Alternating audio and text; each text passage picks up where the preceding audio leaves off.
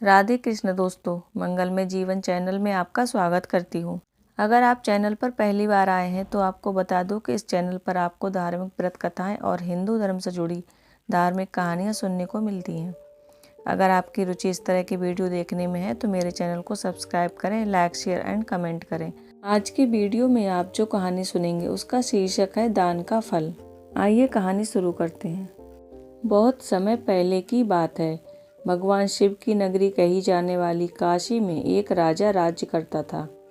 राजा बड़ा ही धार्मिक स्वभाव का था। उसे आध्यात्मिक ज्ञान में बहुत रुचि थी।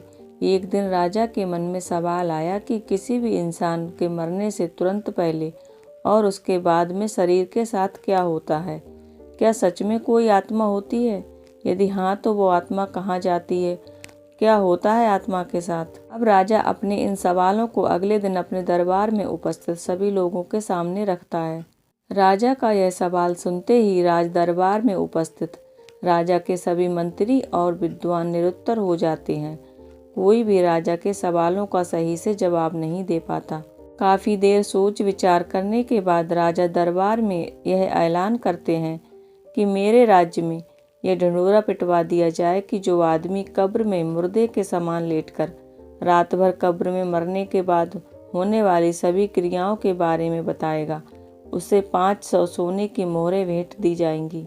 राजा के आदेश के अनुसार सारे राज्य में ढिंढोरा पिटवा दिया गया। उसी राज्य में एक बहुत ही कंजूस और लालची इंसान रहता था, जो धन के लिए कुछ भी कर सकता था। ढिंढोरा पीट रहे लोगों की बातें और आवाज़ जब इस लालची और कंजूस आदमी के कानों में पड़ी तो वह तुरंत भागता हुआ धन के लालच में राजा के पास पहुंच जाता है और बोलता है, मैं रात भर कब्र में लेटने के लिए तैयार हूँ। फिर राजा ने अपने नौकरों को आदेश दिया, इस आदमी के लिए अर्थी सजाई जाए। फिर अर्थी सजाई जाती है। सब लोग उस आदमी को लेकर जाते हैं। रास्ते में एक भिखारी उस आदमी का पीछा करने लगता है। उस आदमी के पास आता है और बोलता है कि तुम तो अब मर जाओगे, तुम्हारे पास जो धन है वो मुझे दे दो। अब उस धन का क्या होगा? बार बार यही बोलकर वह भिखारी आदमी का दिमाग खाए जा रहा था। कंजूस के बार बार मना करने पर भी भिखारी ने उस कंजूस आदमी का पीछा नहीं छोड़ा और बार बार पैसा मांगने की रट लगाया जा रहा था। आखिर कंजूस जब एकदम परेशान हो गया तो उसने कब्रिस्तान में पड़े बादाम के छिलकों के एक ढेर में से मुट्ठी भर छिलके उठाए और उस फकीर को दे दिए। भिखारी वहां से चला गया। बाद में कंजूस को जब कब्र में एक मुर्दे के साथ लिटा दिया गया और ऊपर से पूरी कब्र बंद कर दी गई। कब्र में बस एक छोटा सा छेद सिर की तरफ इस आशा से रखा गया कि यह इससे सांस लेता रहे और अगली सुबह राजा को मरने के बाद का पूरा हाल सुनाए। सभी लोग कंजूस को उस कब्र में लिटाकर चले गए। रात होने पर एक सांप कब्र पर आया और छेद देखकर उसमें घुसने का प्रयत्न करने लगा। कब्र में इस प्रकार की हलचल को देखकर कंजूस समझ गया कि यह तो सांप है। कंजूस घबरा जाता है। इधर सांप जैसे ही कब्र में घुसने की कोशिश करता है तो उस कब्र में बादाम के काफी सारे छिलके सांप के रास्ते का एक रुकावट बनकर फंस जाते हैं। सांप अब आगे नहीं बढ़ पाता, कब्र के अंदर नहीं घुस पाता। सांप बहुत प्रयत्न करने के बाद वापस चला जाता है तो कंजूस आदमी राहत की सांस लेता है। तभी कंजूस आदमी यह सोचता है कि सांप अंदर क्यों नहीं आ सका। कंजूस आदमी हाथ से टटोलता है तो उसे बादाम के बहुत सारे छिलके फंसे हुए मिलते हैं।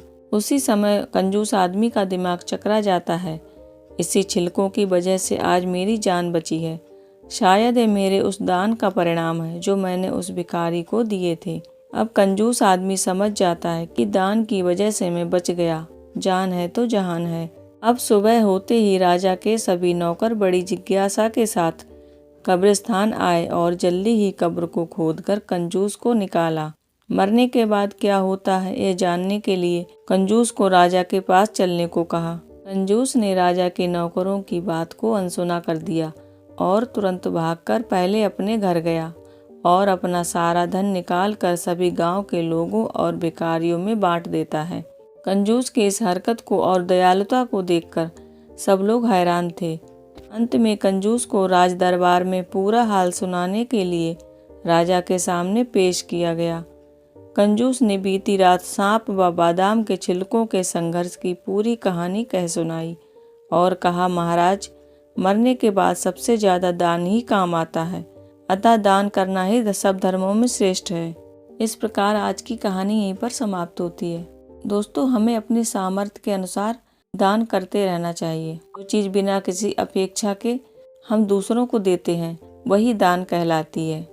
आशा करती हूँ आज का वीडियो आपको पसंद आया होगा।